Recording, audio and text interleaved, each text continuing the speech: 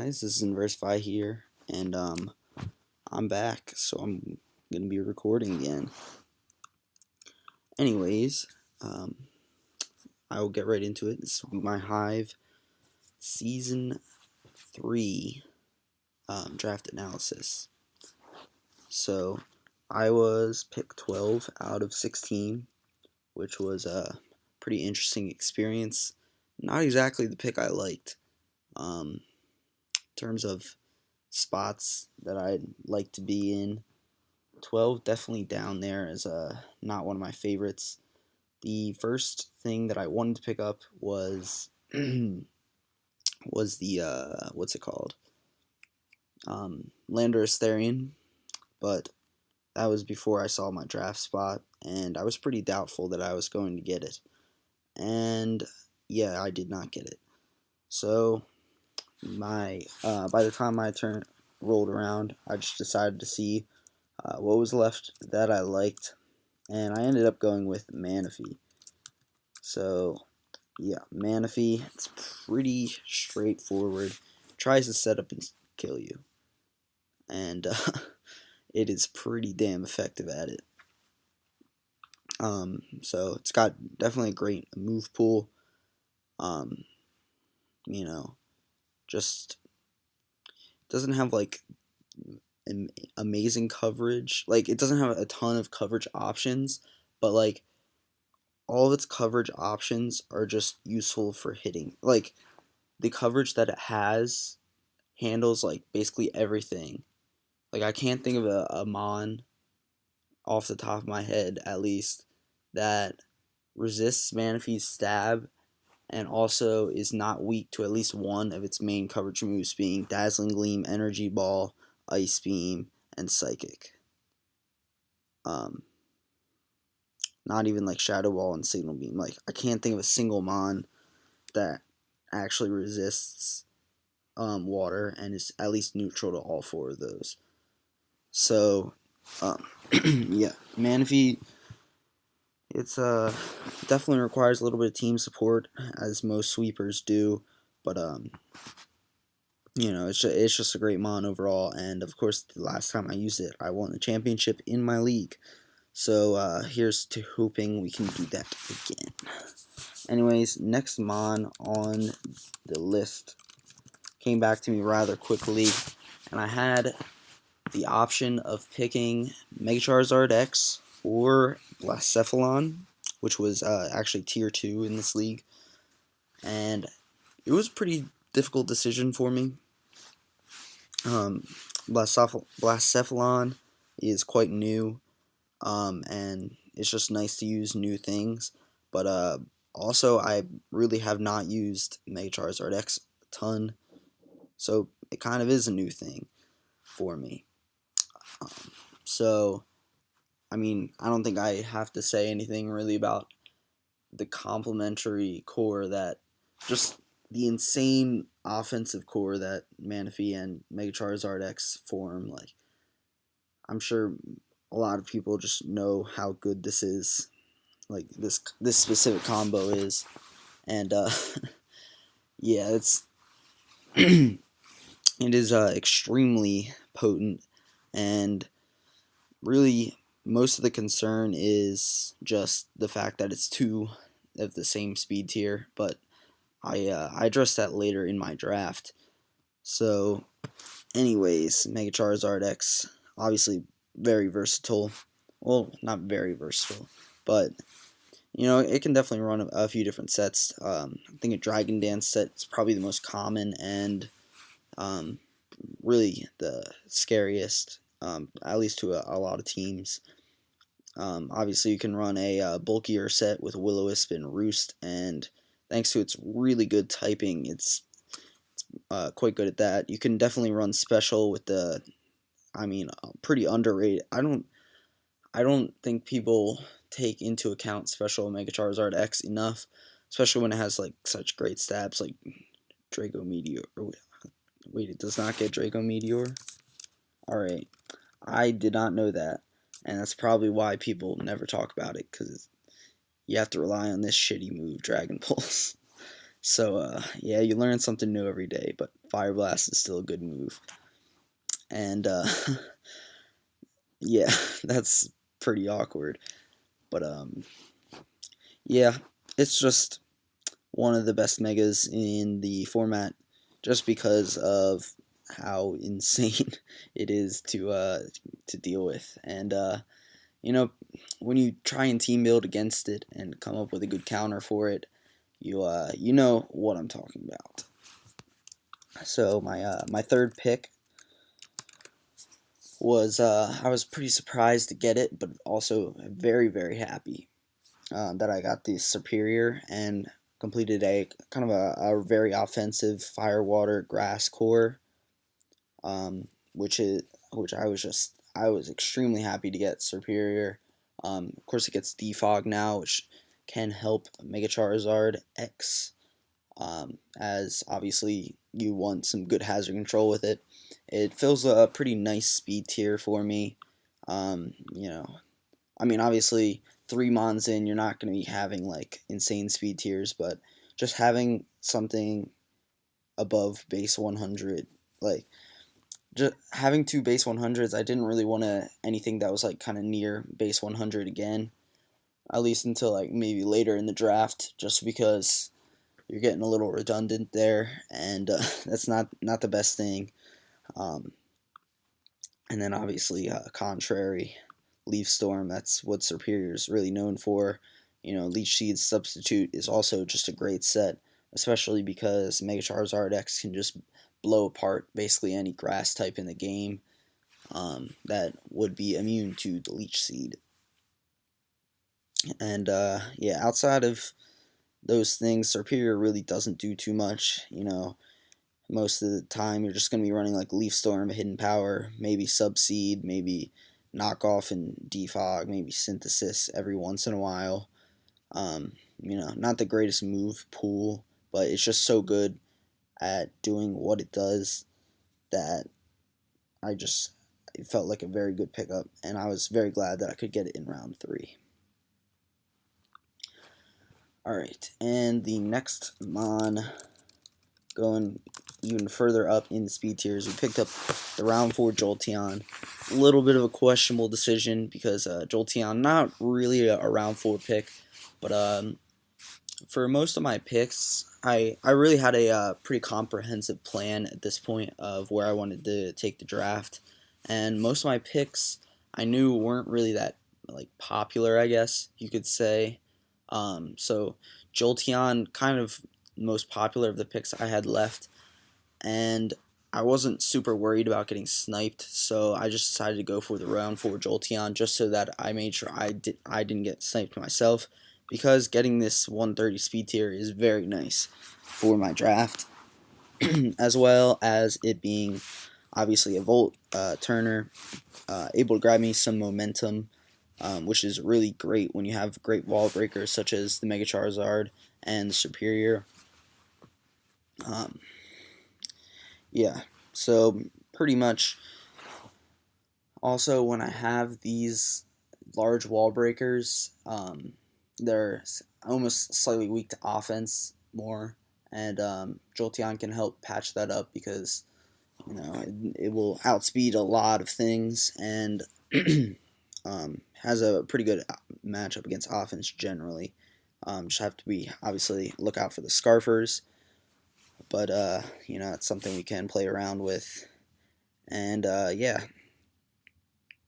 Jolteon, it's another Mon that's kind of like one-dimensional ish with Superior and to an extent Manaphy, but it it just it fits the team well, and it was it I don't know, it really fits the team well, and despite it only being able to do like one thing, really it does that thing well enough, and if I don't need that thing to be done, I just don't have to bring it.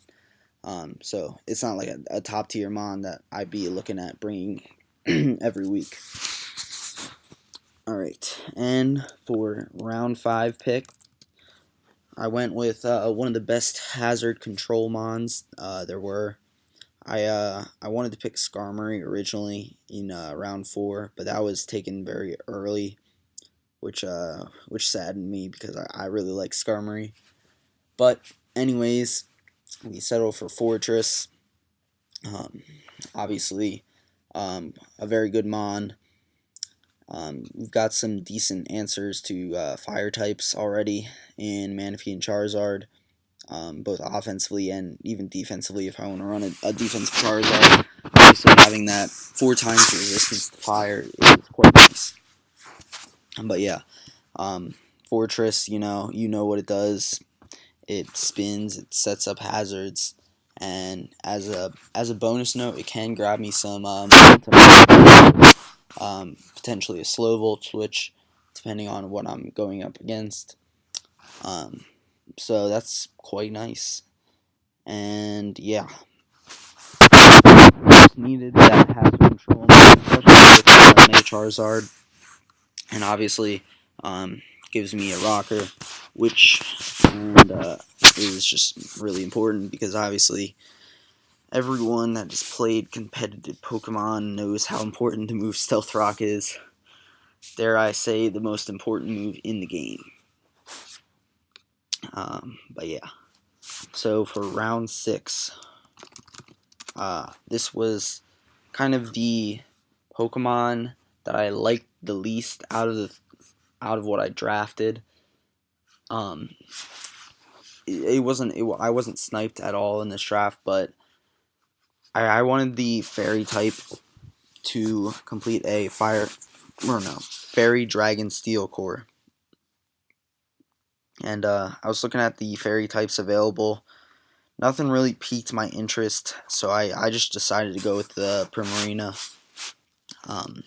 You know, it's not, I don't think it fits the draft perfectly, but it's not the worst thing in the world. And, I had it one season, and, I really kind of underrated it before I had drafted it that season. Like, I was using it that season, and it did a lot more work than I expected it to. So I'm hoping that it can also do the same thing here. It's definitely an interesting mon. I'll say that. Um, I'm just, if there was any pick that I had to like get rid of, or not get rid of, but like it's just I wasn't feeling like it wasn't like Mega Charizard X where I was like, oh, it's like a no-brainer pick, like this easily fits my draft and I'm very happy that I got it. It was just more of a let's get a fairy type before they're all gone, and Primarine is decent. So it's kind of more that that tone more than like a wow, I'm so happy that I got Primarina. But anyways, round 7. Let's see. Let's just delete all this. Round 7. Honestly, I can't remember the order that I drafted these. Round 7. I remember I got Dodrio. So, Dodrio, and the reason I got Dodrio was because I was kind of weak to grass types. Not like super weak, obviously, because Mega Charizard X. And grass types generally don't deal with that very well, but I was weak to grass types in the sense that outside of Mega Charizard X, my draft really did not like grasses. Manaphy, obviously, it can take on grasses with like Ice Beam, but of course the phone would ring.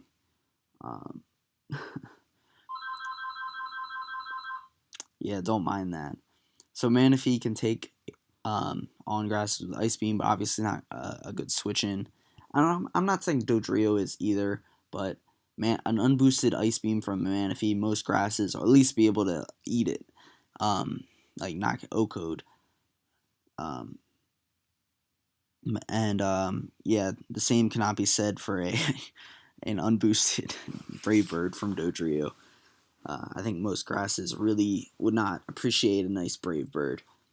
And if you look at the other members of my team, but barring obviously the Mega Charizard X, we have Superior, who grass types are immune to the Leech Seed and resist Leaf Storm, and are generally some of the best switch-ins to Superior, especially given that a lot of them are grass poison types, so they'll have a stab way of dealing good damage back to Superior.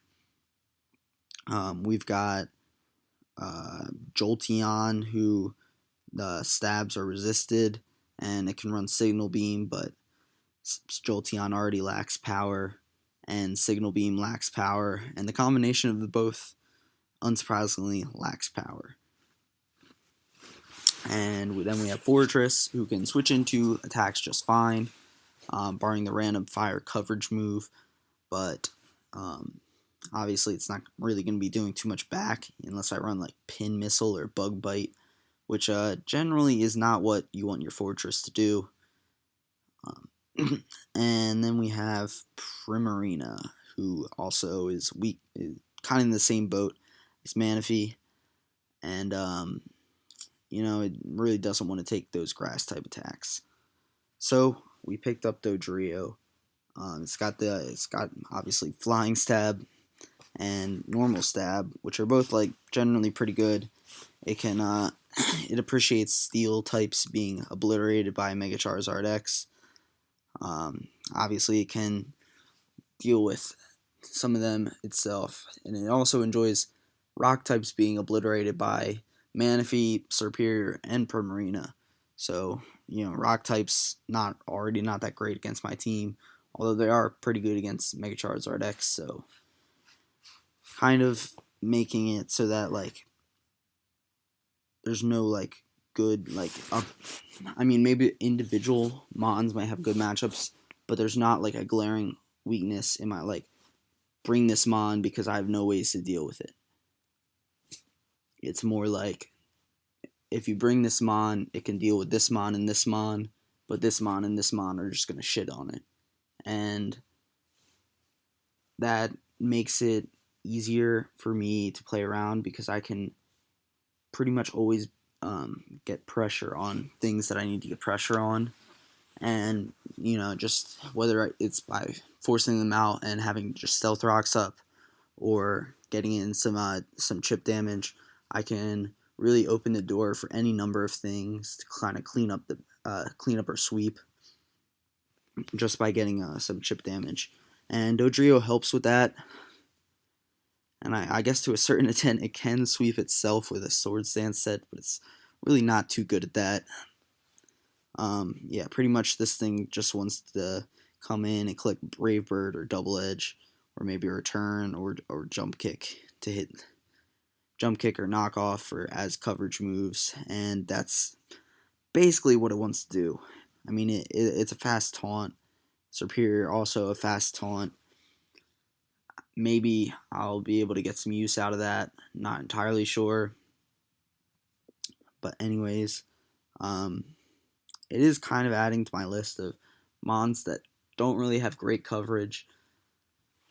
But it's the Mons that, generally the Mons that I'm picking, they have just enough coverage to be able to really deal with it on their own. Or they're like Jolteon, and they can just Volt Switch out and grab momentum.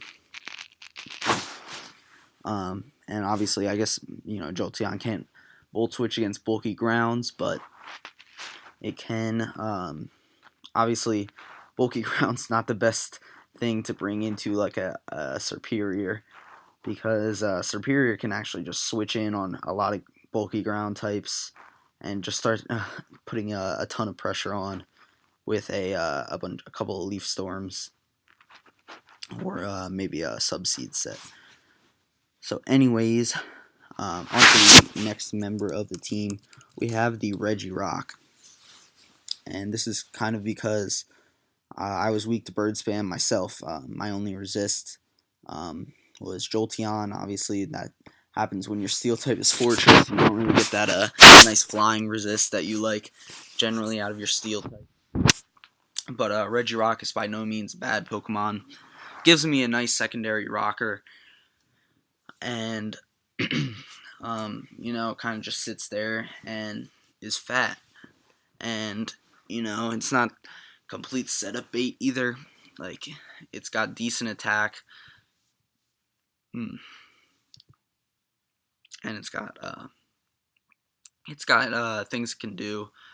Like, thought it got cursed, but maybe it doesn't. Oh, it does get curse. Wow, I can't type. But it does get curse. It gets like a power up punch if I want to run that. It gets explosion, obviously. So it's not complete setup bait either. And 100 base attack, not the greatest, but given it's such like it's an enormous defense stat, I really won't need to invest in defense too much anyways. So that leaves up a little bit more for me to invest in attack and hit a little bit harder. And does lack reliable recovery, but I believe this was tier 5. So for a tier 5 bird check, this basically was exactly what I wanted and needed. So anyways, moving on to the next Mon that I think is very underrated and probably should not be B tier because of how just amazing it is Gotha Tell.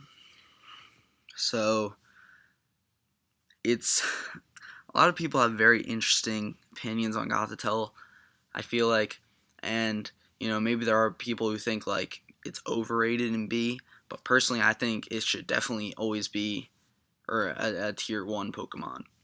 And that's just because of the enormous strain it puts on team building. Because it just helps so much to be able to reliably trap things. And even if your opponent has something that, you're probably not going to trap. Like, for example, my week 1 match, I face a Toxapex. I've already played my week 1 match, so I can say whatever the hell I want. But I play a Toxapex. I know that he's probably going to run Shed Shell, because why would you not run Shed Shell on your Toxapex? It already has good recovery from Regenerator and Recover. So it really doesn't need the passive recovery. I mean, it would like it, but it's not as important as it getting trapped and killed. But you can play around that with Gotha Tell, because you can pretty much pick and choose like specific threats and just eliminate them.